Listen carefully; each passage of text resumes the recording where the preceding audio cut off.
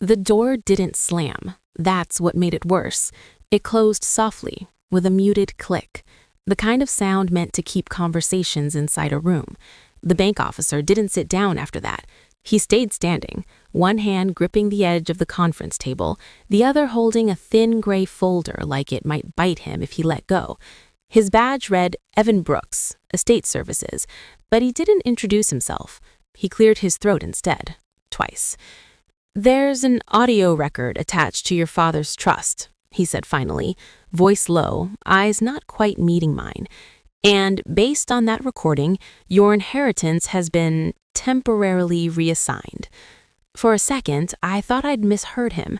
The word temporarily echoed in my head like it was mocking me. I had been married for 8 years, shared mortgages, shared holidays, shared grief when our father passed. You don't expect your financial future to be wiped out by a sentence delivered this calmly. My palms went cold. "Reassigned to who?" I asked. My voice surprised me. It didn't shake.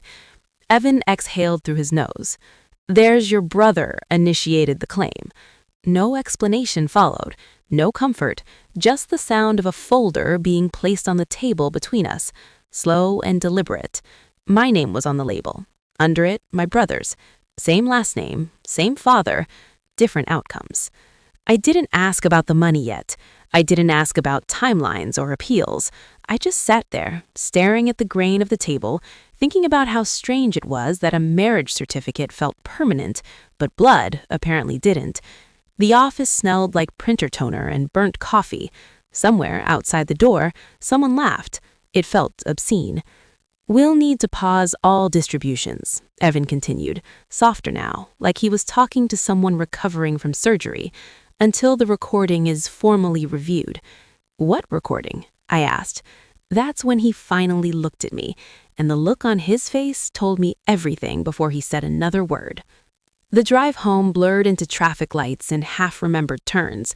My husband, Caleb, texted twice asking if I was okay. I replied with a thumbs-up emoji because it was easier than explaining how your entire childhood can be rewritten by a voice you didn't even know was being used against you.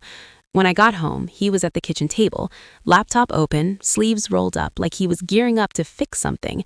That's one of the reasons I married him. He always looked like he was ready to help. "How'd it go?" he asked, standing.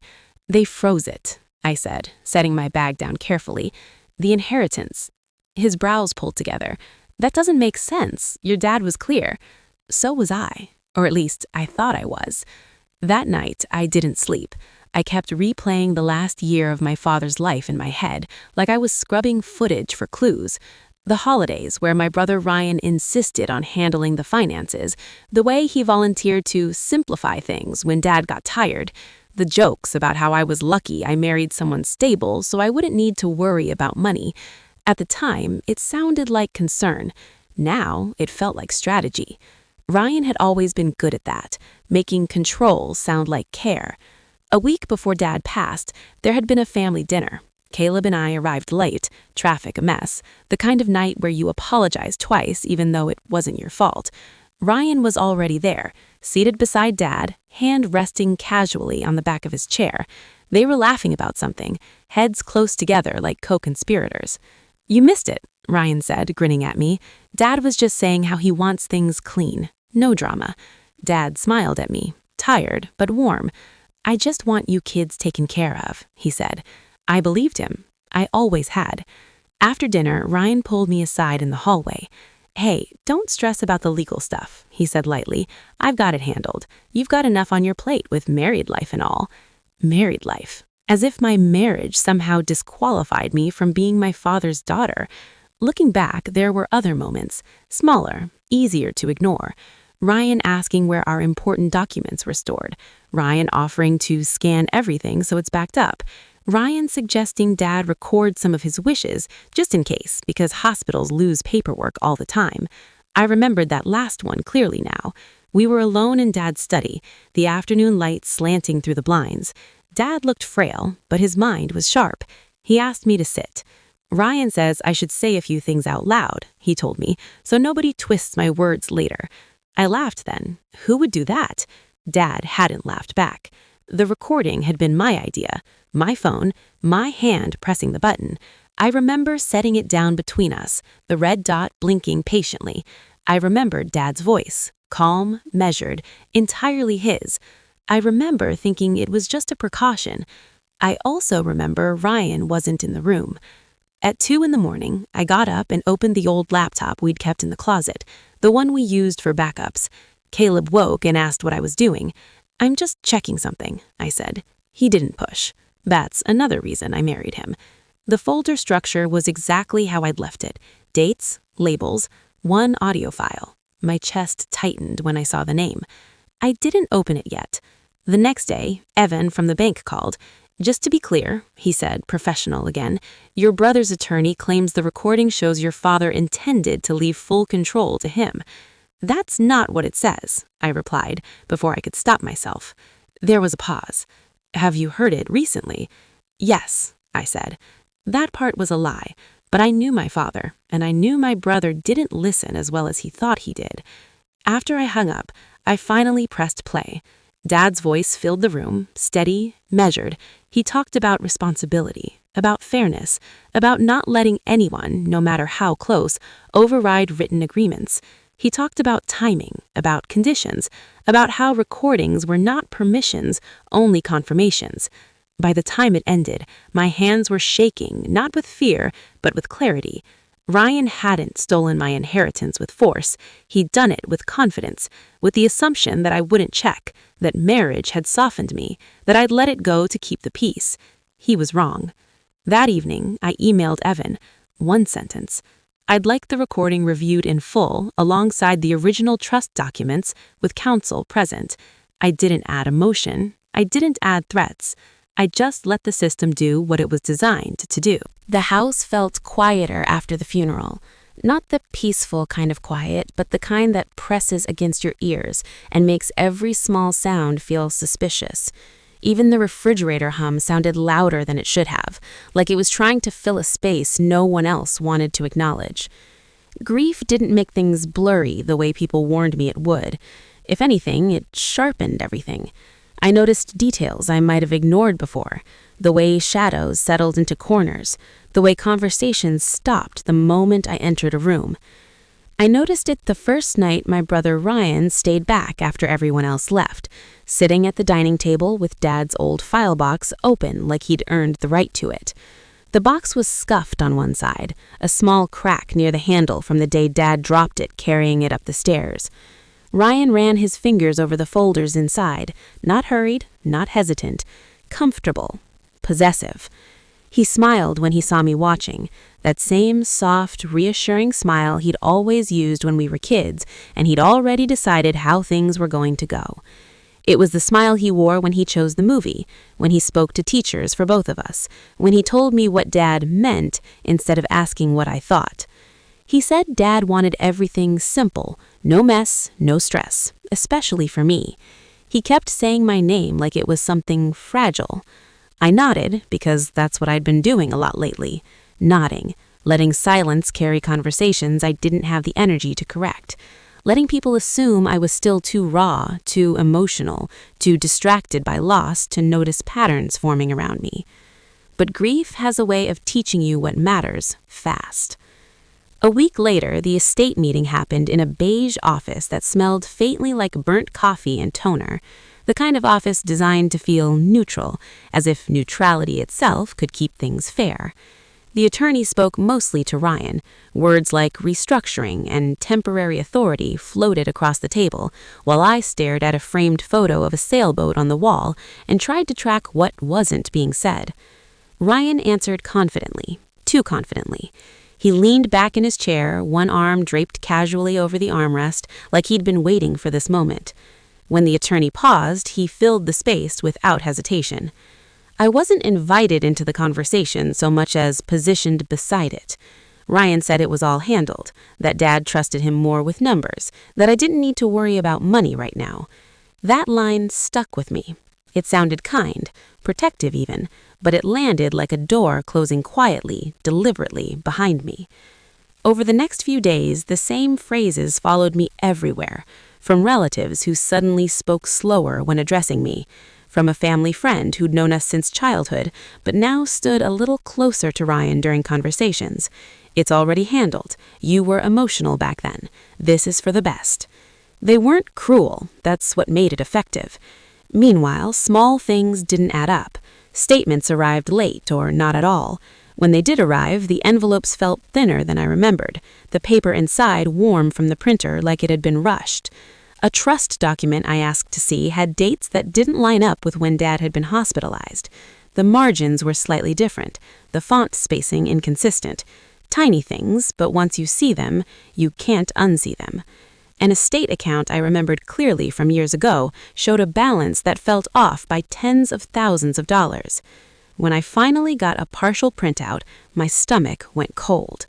The total value of the inheritance was just over $400,000, clean and straightforward, exactly how Dad liked things. He hated unnecessary complexity. He believed clarity was kindness.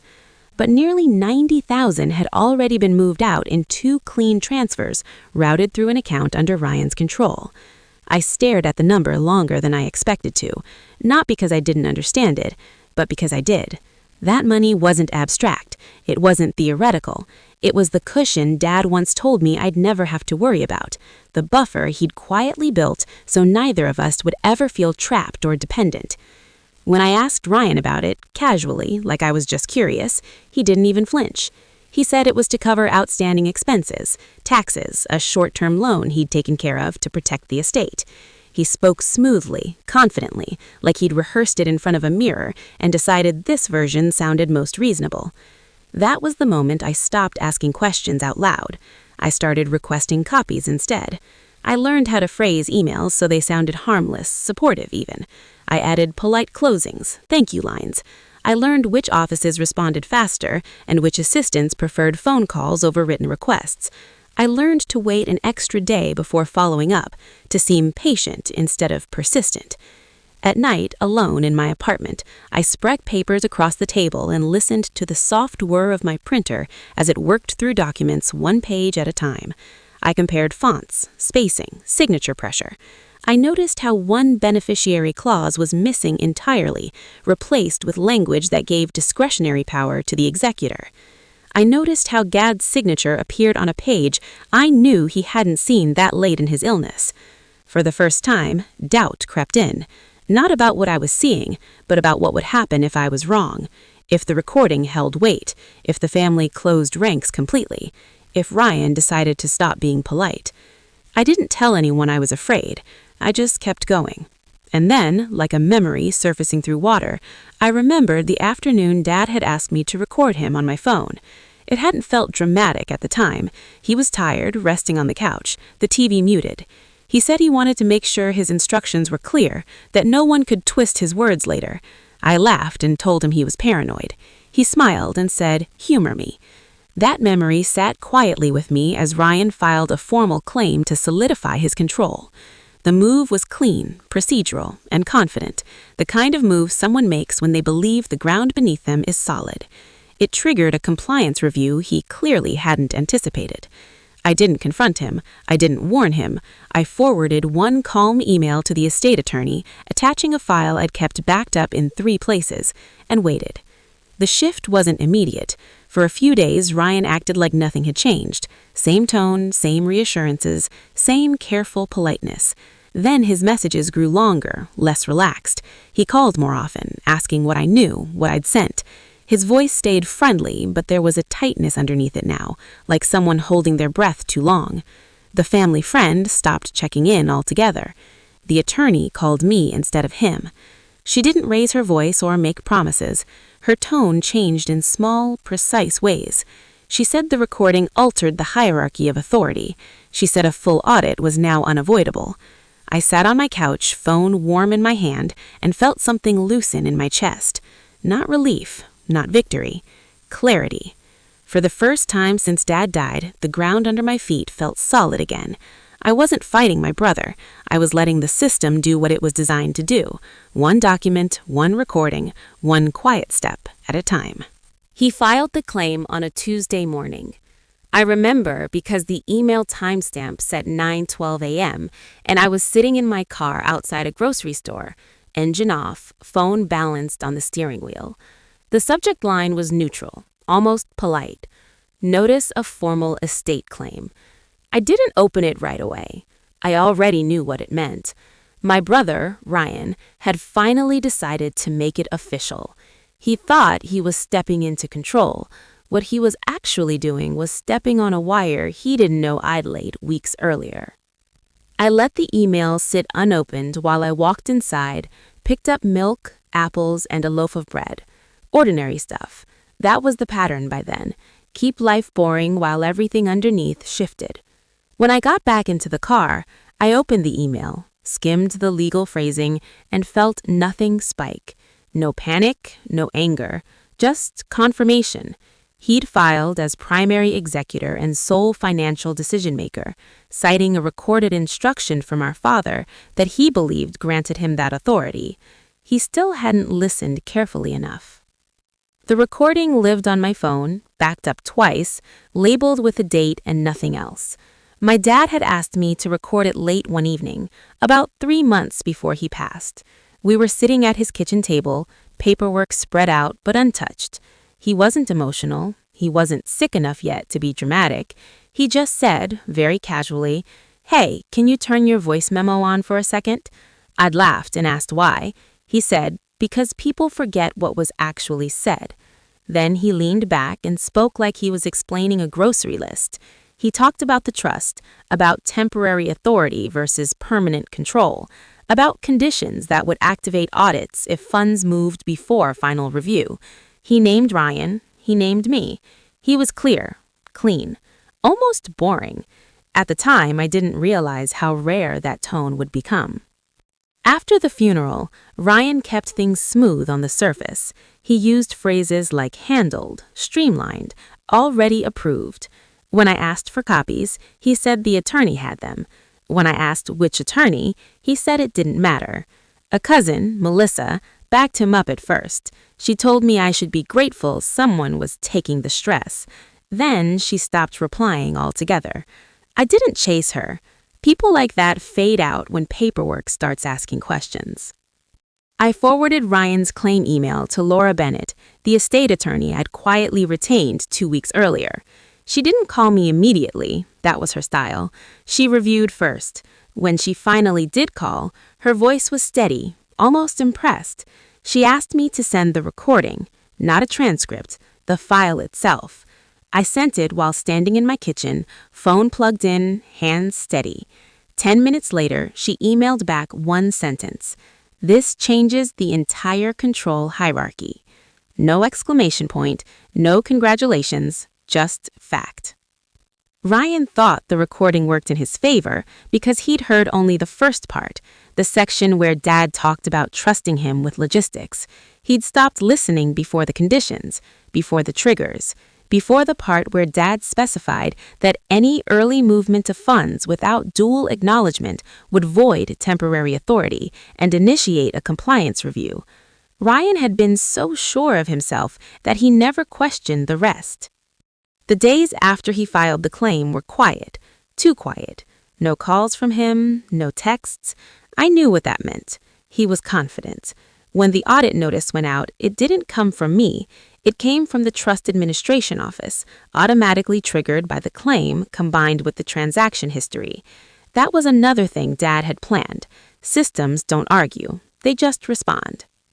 Laura walked me through it over a video call.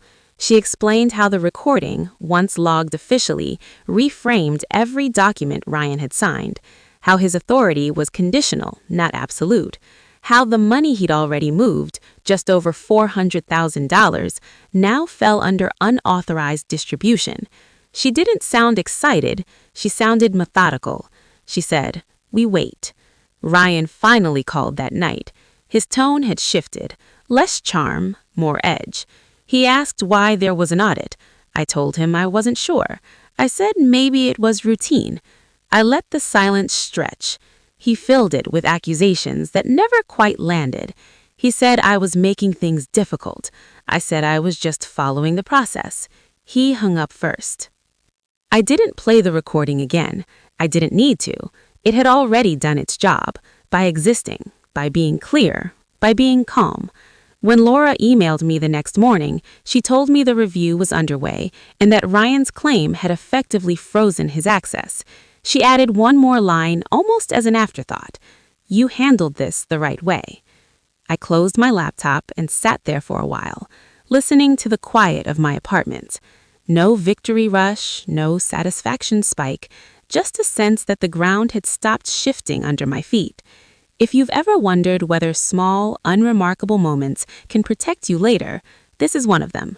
Sometimes the most powerful thing you can have is a record of the truth spoken plainly before anyone thinks it matters. I woke to a stack of emails, each one subject-lined in that precise, sterile way lawyers and auditors do. Trust compliance review initiated. Immediate documentation request. Beneficiary verification required. My coffee was cold before I even sat down. The silence in my apartment felt heavier than usual, as if the walls themselves knew something was shifting. Melissa's words from yesterday looped in my mind. By asserting exclusive control, he's required to prove compliance. Ryan had signed, filed, and triggered the system himself, and now he was blind to what was coming. I opened the first PDF, glanced at the date, the account numbers, the transaction amounts, every single figure precise, every transfer traceable. My brother had moved nearly $90,000 out of the estate before the audit kicked in, assuming no one would ever catch it. He hadn't accounted for the recording.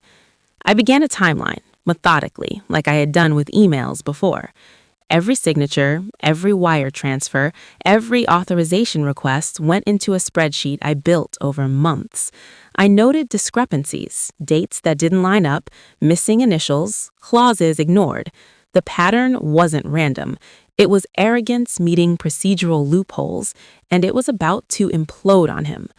By late afternoon, the first official notice arrived, certified mail. The envelope was thick, marked with the emblem of the auditing firm. I kept it unopened until Melissa arrived. She didn't glance at me with any dramatic expression. She simply sat down, removed her glasses, and began reviewing the paperwork silently. There was no need for theatrics. The system had already begun its work. "Look at this," she said calmly, pointing at a memo. "Unauthorized transfer. 2 instances. Liability exposure, $45,000 minimum. Civil penalties apply." I absorbed it quietly. My father's voice from the recording echoed in my mind. The precision, the legal language. It wasn't a warning, it was a blueprint, and Ryan had ignored every safeguard. Meanwhile, I monitored Ryan's calls. They came in short bursts, increasingly panicked. First, he asked for clarifications. Then the tone shifted, less charm, more insistence. Are you working with someone on this?" he asked in one email, the punctuation betraying the edge in his voice. I didn't respond. Silence was the weapon now. The system, combined with Dad's foresight, was doing its work. Melissa advised me to document every interaction, not for revenge, not for drama, for protection, for precision. Every call logged, every email archived, every statement cross-checked against trust documents. By nightfall, I had a complete map. His missteps, the triggers he'd unknowingly activated, and the chain reaction unfolding quietly, legally, inevitably. The next morning, more notices arrived. Audit requests, trust compliance notifications, notifications that Ryan had to provide bank statements, signatures, proof of authorization for every transaction over $10,000. Each notice meticulously referenced sections of the trust, clauses my father had highlighted in the recording. Ryan had acted under the false assumption that he had unilateral control. He hadn't, and he still didn't. Linda tried to reach me once that day, a casual text, as if nothing was happening. "Hey, thought we should chat," she wrote. I ignored it. The silent collapse was more satisfying than confrontation. Melissa explained, "People who rely on charm and speed always underestimate process. Here, the process is unbreakable." By mid-afternoon, the first official reply came. It was defensive, almost panicked. "I had authority to move these funds," he typed. "The trust allowed me full discretion." I read it, noting the gaps. He'd misread the recording's conditions, misapplied clauses, misrepresented dates. The audit team flagged everything, referencing Dad's voice directly where his actions contradicted recorded instructions. I stayed quiet, calm, analytical, watching. The system worked methodically, exposing each of Ryan's miscalculations. Notices stacked, letters logged, emails confirmed discrepancies. Every civil liability he now faced was precisely calculated, legally justified, and inescapable. Even his charm calls dwindled. By evening, he had switched from aggressive questioning to oblique threats. He CC'd a new lawyer. He tried to reassert control, arguing interpretation and intent. Each email, each attempt, played into the procedural trap we had mapped. Melissa reminded me gently, "He's arguing with the system, not you." I nodded, letting the truth of that sink in. He was fighting paper, protocol, recorded directives. He was in effect fighting my father and losing silently. The recording, strategically withheld until now, remained my ace. At no point did I raise my voice. At no point did I call him out. The audit team, the trust clauses, the timeline, and my father's calm instructions executed the punishment with flawless impartiality. The numbers didn't lie. $90,000 in unauthorized transfers, $45,000 in exposure, civil penalties pending, every misstep documented, every contradiction highlighted, all evidence procedural, emotionless, untouchable. Melissa prepared the final compliance summary. She printed copies, each page meticulously numbered, signed, and time-stamped. "This," she said, her tone low and measured, "will be the definitive record." I looked at the documents, not with glee, but with a controlled satisfaction I hadn't felt before. Every micro-twist, every small error Ryan had made now formed a perfect chain of accountability. The system was doing what it was designed to do. Over the next few days, I monitored further developments. Ryan's emails shifted in tone from confident to pleading, from demanding to rationalizing, from rationalizing to silence. He couldn't call Melissa directly. He couldn't circumvent the process. Every new request, every delayed document, every minor contradiction further solidified the collapse. I didn't celebrate. I kept meticulous notes, organized files, tracked timestamps, and cross-referenced every figure with the trust and the recording. $90,000 now mapped precisely, $50,000 in early transfers, $40,000 in later disbursements. Each transfer accounted for against Dad's conditional instructions, not a cent unverified, not a clause misapplied. Every procedural loophole exploited for my father's protection and for justice. When the official notice finally arrived, certifying that the recording overrode Ryan's claim entirely, I didn't smile. I didn't even exhale loudly. I simply closed my laptop, leaned back in my chair, and let the silence wash over me. The system had executed flawlessly. The collapse had been quiet, lawful, and inevitable. No courtroom theatrics, no shouting matches, no public spectacle, only paper, logic, and recorded foresight. The man who thought he was clever, who believed charm and speed could bend rules, had been undone by the very precision he ignored, and the recording, procedural and emotionless, had remained my quiet ally throughout. Melissa looked at me finally, her calm eyes meeting mine. "It's done," she said, not triumphantly, not dramatically, just the facts. I nodded. "I know." And for the first time in months, I felt peace. Not exhilaration, not revenge, peace. I didn't act. I didn't need to. The system, combined with careful preparation and my father's recording, had acted for me. I had protected what mattered, the estate, my child's future, the integrity of what Dad had built. Ryan retained his pride, but his control had vanished, quietly, systematically, irreversibly. I shut down my laptop, prepared a cup of tea, and watched the sun slip behind the buildings. The collapse had been total, silent, and entirely unavoidable. The man who thought he owned it all had nothing but a trail of his own mistakes. And in that calm moment, I realized I wasn't rich, I wasn't triumphant, I was free. I didn't rush to open the official notice that arrived in the mail. It sat neatly on the desk, its edges crisp, the envelope still unmarked by any careless handling. I could hear the faint hum of the air conditioning, the soft thud of my cat's paws on the hardwood floor, and nothing else. For once, silence wasn't oppressive. It was deliberate, a quiet rhythm that matched the clarity I finally felt. Weeks of emails, audit notices, cross-references, and legal reviews had built this moment. Every procedural step, every carefully documented transfer, every clause meticulously preserved in my spreadsheets had led here. Ryan had believed himself untouchable. His charm, his casual arrogance, the way he smiled as though every number was his to bend, protecting him from scrutiny. But the recording, Dad's quiet voice, formal and precise, had rewritten the rules. The notice wasn't flashy. It didn't scream victory.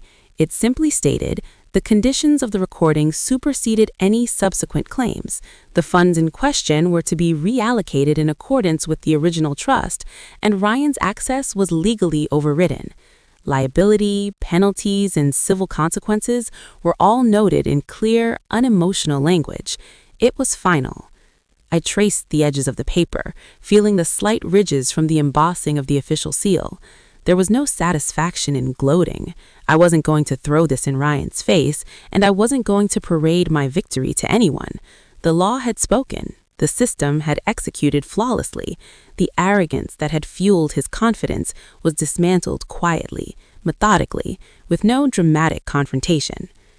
I thought about the life I'd been protecting all along. My future, my independence, the security of every decision I made moving forward. It wasn't wealth in the sense of lavish homes or fancy cars. It was clarity, control, and the quiet dignity of knowing that no one could erase me, no one could rewrite my rights. That had been the inheritance Dad intended me to receive, not just money, but certainty, and the knowledge that truth, once recorded and respected by the system, could never be overturned by ego. The house felt different that evening. Ryan had not come by, he hadn't called. I imagined him reading the same notice I held, perhaps finally recognizing the consequences of underestimating both procedure and principle. Somewhere in him, a recognition had begun. His pride, his image, his carefully cultivated narrative, none of it protected him from the system's impartial judgment. I didn't take pleasure in imagining him falter. I simply allowed myself to acknowledge that justice had been rendered calmly, without theatrics, without anger. I pulled out a small notebook where I had been documenting every step of this ordeal. Each entry, each calculated note, each date of transfer, each signature discrepancy was a quiet monument to patience. I flipped through pages of annotations, underlined notes, and spreadsheets that tracked every dollar. My gaze lingered on one particularly small note, the exact amount Ryan had moved prematurely, $45,000. It had been a number that once made my chest tighten, but now it was just a figure in a ledger, neutral, accounted for, no longer capable of invoking fear or frustration. Moments later, I set the notebook aside and poured myself a cup of tea. The steam curled upward in a lazy spiral, carrying with it the faint aroma of chamomile. I breathed deeply, noticing the way my shoulders had finally loosened, the tension that had threaded itself through weeks of quiet observation slowly unraveling. Peace wasn't sudden, it was incremental, accumulated with patience and strategic thought, every step designed to protect, never to punish unnecessarily. I took a moment to check on my child, who was quietly drawing at the kitchen table. Their laughter was low, content, completely unaware of the legal battles, the spreadsheets, or the procedural maneuvers that had protected their future. That was my inheritance in its purest form, the assurance that their life would proceed free of my brother's impulsive decisions or entitlement-driven actions. Every document, every recorded note, every email chain had been preserved for this: safety, clarity, and autonomy. I remembered Dad's voice again, quiet, firm, practical. He hadn't shouted instructions, hadn't made grand speeches about justice. He simply recorded, simply documented, and simply trusted that procedure, when followed with care, would protect his legacy. And it had. The recording had been my shield, my silent weapon, and it had worked precisely because I had never let emotion override strategy. I looked back at the notice one final time. The language was unyielding, the authority absolute. I did not need to respond, to confront, or to justify. The recording and the system that honored it had acted. And in that moment, I realized something crucial. Victory did not require drama. Silence, patience, and intelligent execution were far more powerful. Later, I made a quiet call to my attorney, just to acknowledge receipt of the notice. I said softly, "Everything is clear now. Thank you for confirming." No celebration, no shouting, just calm acknowledgement. In that tone, there was dignity. In that tone, there was finality. I spent the next days reorganizing accounts, separating finances entirely from Ryan's influence, establishing new trust arrangements where my child's welfare remained the only priority. The sums involved were precise, exacting: $125,000 allocated to secure future tuition, $30,000 earmarked for healthcare contingencies, and the remainder distributed according to the original trust's instructions. Every action measured, every step deliberate, no room for error or misinterpretation. One evening, I sat on the porch, the city lights faintly flickering in the distance, sipping tea and letting the weight of weeks melt away. Freedom did not feel like a trophy. It felt like a deep, steady exhale. I wasn't rich, I didn't have wealth beyond practical security, but I was free. No one could erase my rights, no one could manipulate my future, and no one could override the careful, deliberate actions I had taken. Somewhere in that quiet, I even allowed a small smile, not of triumph over Ryan, but of relief at the preservation of what truly mattered. My child's laughter, the clarity of the notice, the validation of the system's impartiality, the quiet satisfaction of knowing the recording had done its work. That was everything. And as the evening stretched on, I thought to myself, softly, almost conversationally, if you think recordings don't matter, stay with me. I didn't take anything back. I didn't need to. I simply stopped being erased.